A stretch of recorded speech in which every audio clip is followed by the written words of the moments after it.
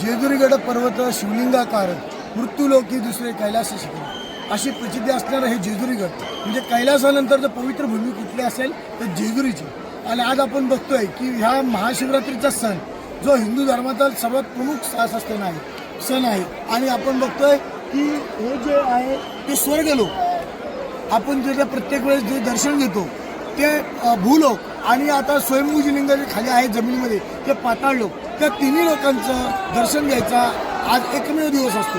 त्याच्यामुळे अतिशय उत्साहात लोक भाविक या ठिकाणी दर्शनाचा लाभ घेत आहेत की ही संधी परत मिळत नाही. वर्षातून एकच दिवस हे लिंग उघडं असतं आणि आपण बघतो अभूतपूर्व गर्दी अशा जेजुरीगडावर झालेली आहे.